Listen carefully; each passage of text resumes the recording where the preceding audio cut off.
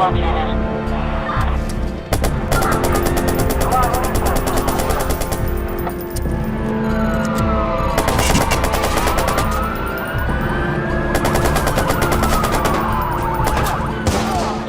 के दिन मेरे पति अपनी कंपनी जा रहे थे, बिस्किट फैक्ट्री पार्ले बिस्किट में जॉब करते थे। तो जैसे वो हाईवे पे पहुंचे वैसे ही सिग्नल पर, जो डोमेस्टिक एयरपोर्ट के पास सिग्नल है, वो सिग्नल तोड़ के टैक्सी सीधा आगे आ गई और उन्हीं के सामने वो टैक्सी ब्लास्ट हुआ। मेरे पति कुछ दूरी पे थे। 2 दिन है और आज का दिन है, बस चल रहा है जिंदगी।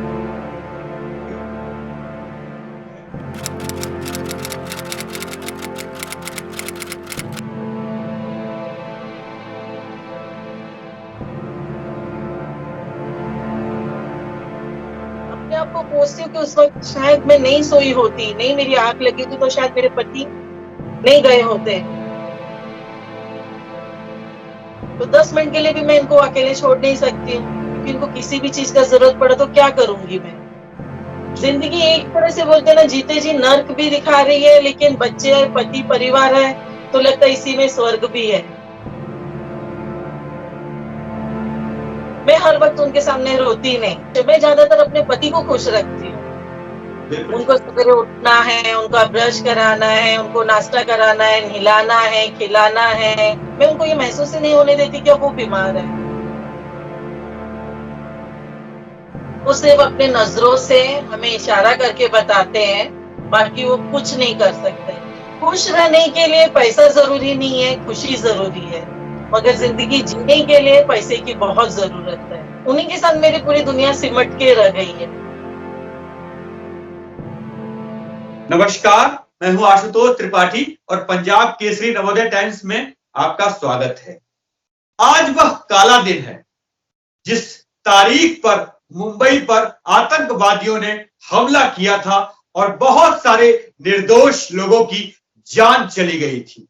आतंकवादियों ने बिना कुछ रहम दिखाए लोगों को मौत के घाट उतार दिया था। वही 26/11/26/11 की तारीख है आज, और मुंबई पर हमले की बरसी है एक तरीके से।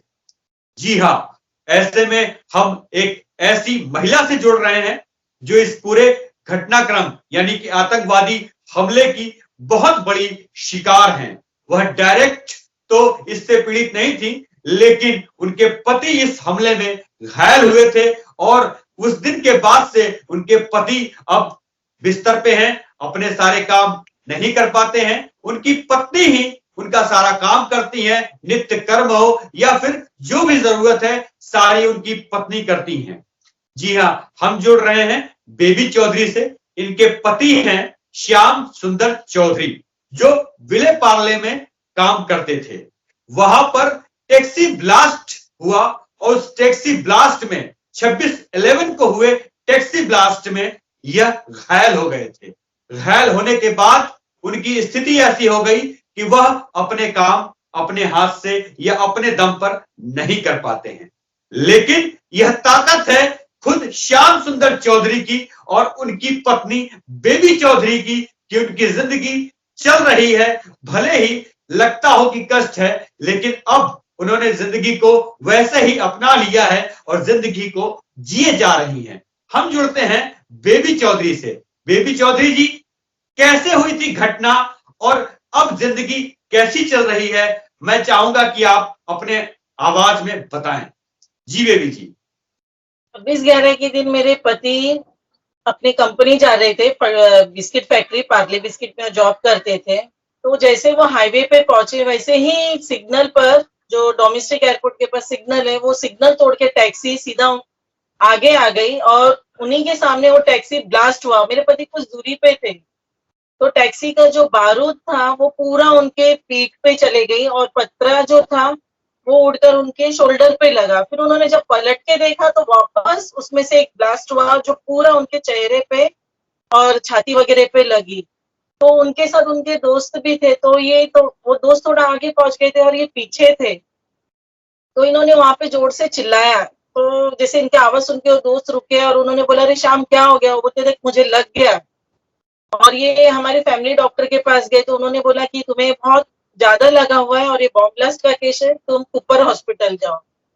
तो मेरे नेबर मतलब ब्लास्ट की वजह से हम लोग सब मतलब पूरा घर हिल गया और मैं सोई हुई थी, तो आवाज से मैं भी उठ गई। तो मेरे नेबर ने कहा कि तुम देखो, अभी शिखा के पापा काम पर गए हैं, फोन करके कहा है। मैंने नहीं, वो तो घर पर है।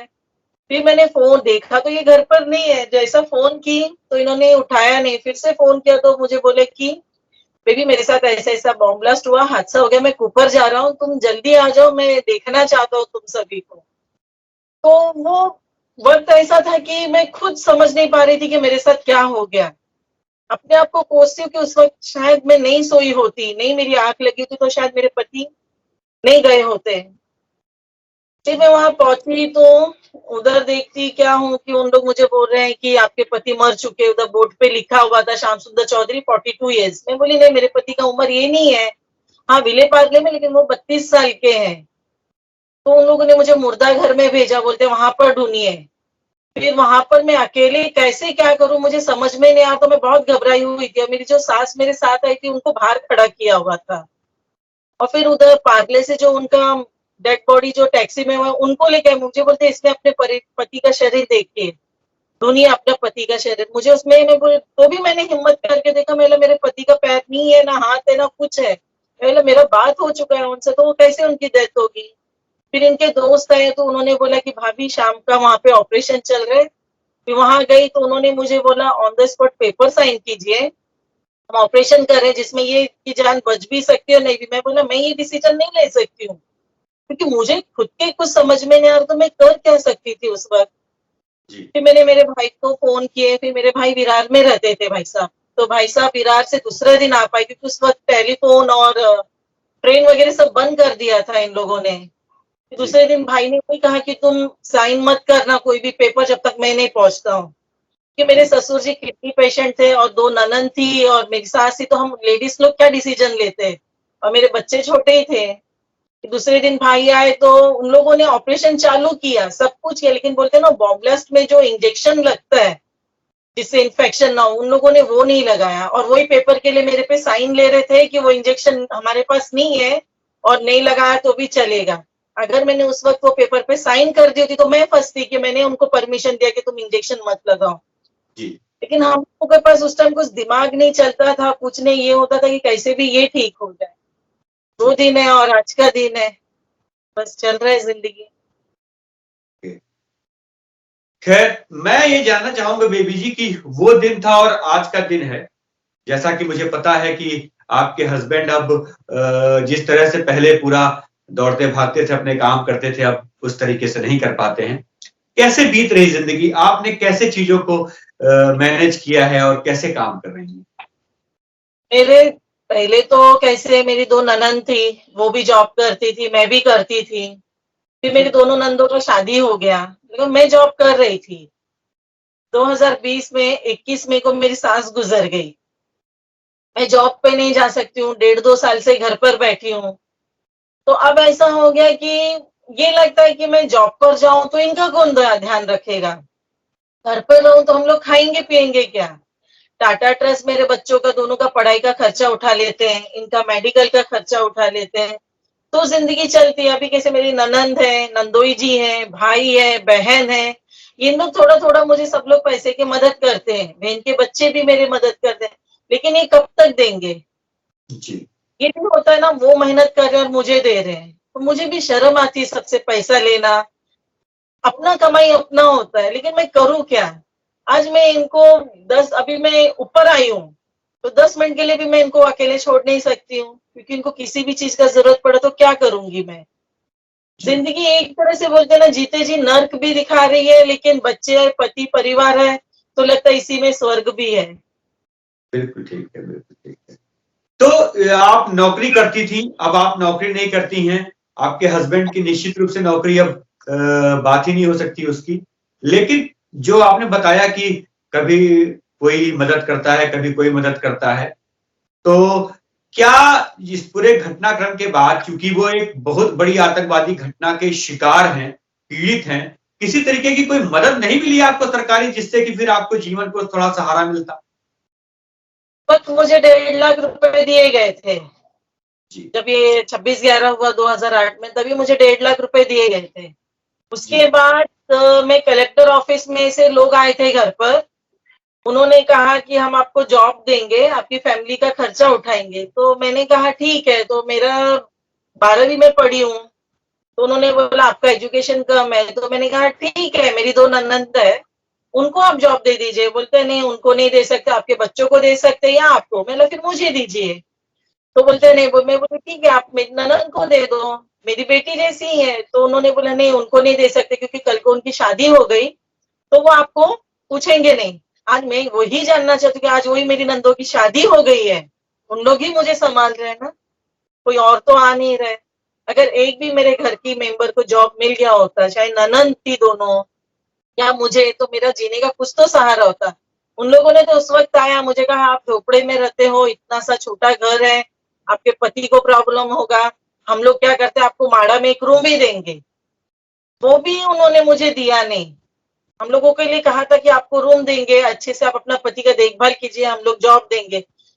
मैं और मेरी ननद 1 साल तक घूमते रहे अपना कलेक्टर ऑफिस, कोई नहीं आया। फिर कितना 2015 में हमें देवेंद्र फडणवीस जी मिले। उनसे हमने बातें की, उनके साथ फोटो भी है हमारा। वो 26/11 के दिन आए थे तो मिले सबसे। हम लोग को एक काला घोड़ा में मिलने आते थे, हम वहां मिले। उन्होंने भी कहा कि हम आपको जॉब देंगे, आपके परिवार का खर्चा उठाएंगे।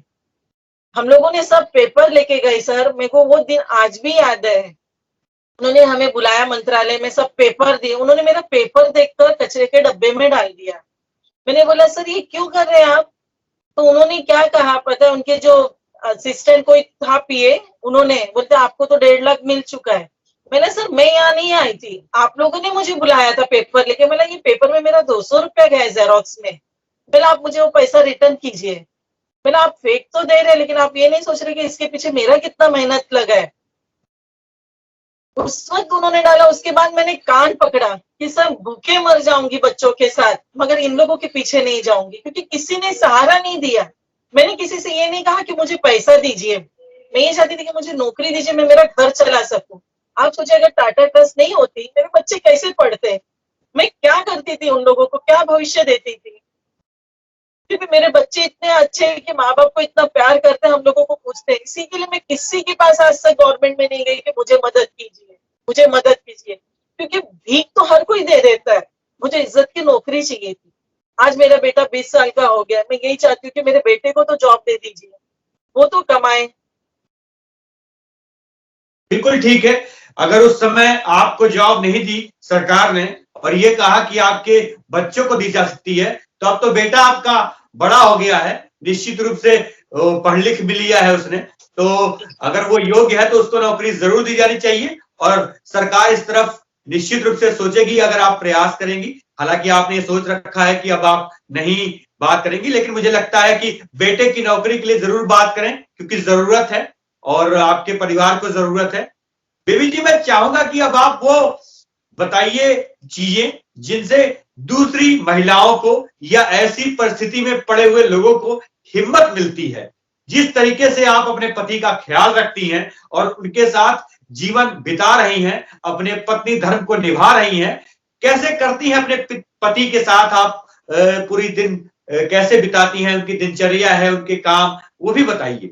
जी बेबी जी। मेरी शादी को 8 साल जब हो, मेरी शादी 2000 में हुई, 2001 में मेरा बेटा हुआ, 2004 में बेटी हुई और 2008 में मेरे पति के साथ ये हादसा हुआ। बस 8 साल में मेरे पति ने मुझे इतनी हिम्मत, प्यार और ताकत दिए और मजबूती से खड़ा रहने के लिए 2 बच्चे दिए।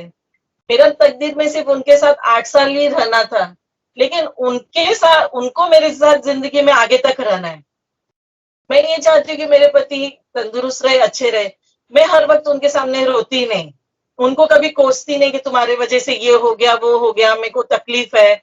मैं ये सोचती हूँ कि अगर उनके जगह पे मैं रहती तो भी वो मुझे संभालते थे, तो आज मुझे भी संभालना है। मैंने सभी औरतों से ये कहना है कि देखिए, एक दरवाजा बंद होता है तो कहीं ना कहीं से दूसरा दरवाजा खुल जाता है, और किसी के आगे हाथ फैलाना जरूरी नहीं है, क्योंकि हम भीख भीख भी मांगने के लिए हमारे पास हिम्मत नहीं है कि हम किसी से भीख मांगे।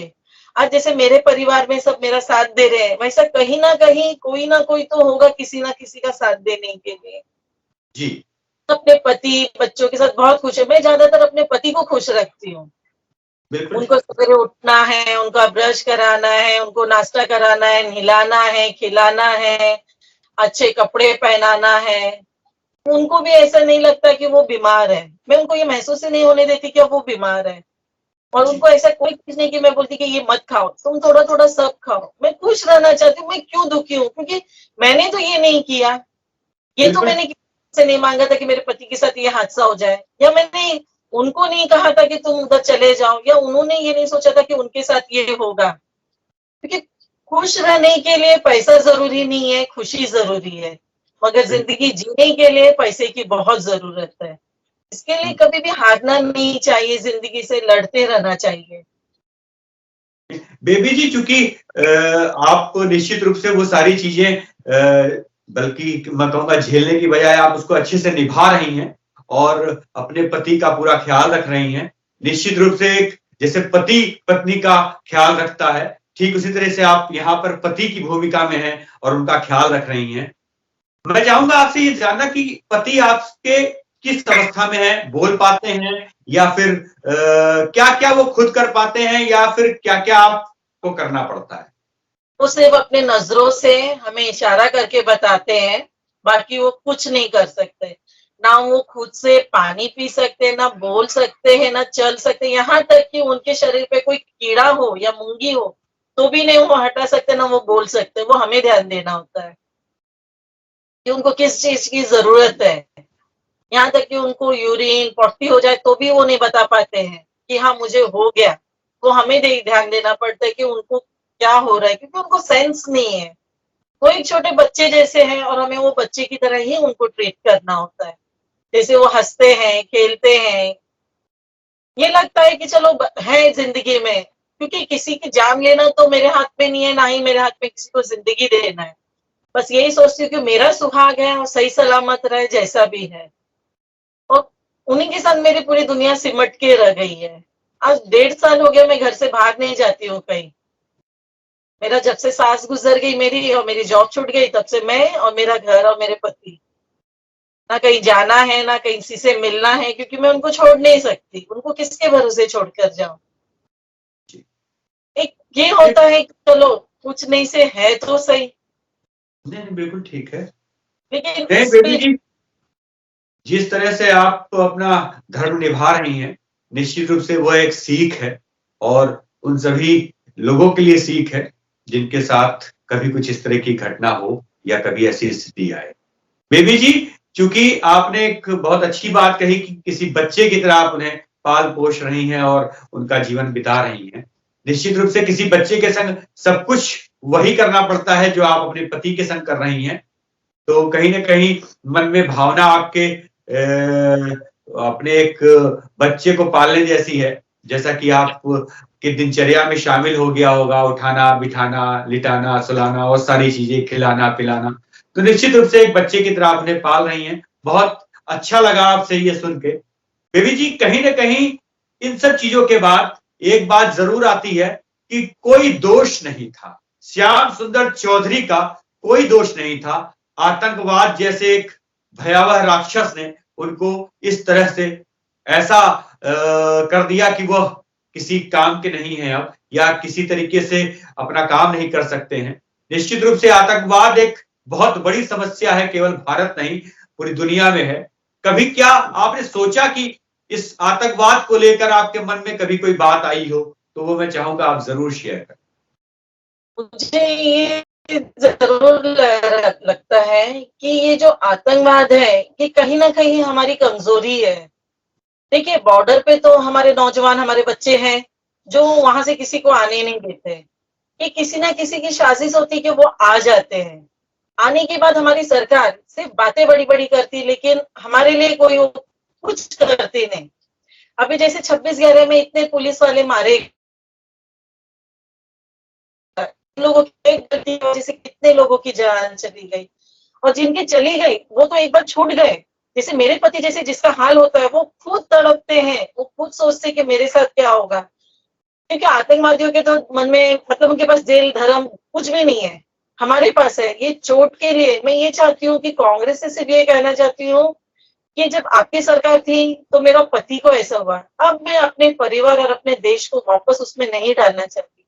अब मेरा ये आपसे हाथ जोड़ के विनंती कि प्लीज मेरा ये जो संदेश है वो प्रियंका गांधी और राहुल गांधी तक कैसे भी पहुंचाइए कि आप गांव-गांव जा रहे हैं, इनको अधिकार मिलना चाहिए, किसानों को अधिकार मिलना चाहिए, किसी के घर में कोई मारा गया उनको अधिकार। लेकिन जब आपकी सरकार थी और उसमें हम जैसे मारे गए, हम जैसे विक्टिम है, मेरे पति है, उनके लिए वो क्यों नहीं सोचते हैं? जो चल फिर निश्चित रूप से सकते बेबी हैं जी, वो आप नहीं सोच रहे। निश्चित रूप से बेबी जी, जो भी जिससे भी आप अपनी बात कह रही हैं, वो जब भी इस वीडियो को देखेंगे और उन तक ये बात पहुंचेगी, निश्चित रूप से उनके मन में ये बात आएगी और वो सोचेंगे जरूर, कहीं ना कहीं आपकी मदद हो पाए या ना हो पाए, आपकी बातें लोगों को जरूर सोचने के लिए मजबूर करेंगी। आपने हमसे बातचीत की और अपना सारा हाल बताया, हमारी संवेदनाएं आपके साथ हैं और हम ये आशा करते हैं कि आपकी जिंदगी जैसी ईश्वर ने लिख दी है उसे तो हम नहीं अलग कर सकते हैं उससे कुछ, लेकिन मजबूती के साथ आप लगे रहें, आपको संबल मिले और जितनी भी मदद हो सके वह सभी मदद आपको मिले। आपने हमसे बातचीत की, अपना वक्त दिया, इसके लिए आपका बहुत बहुत धन्यवाद। नमस्कार।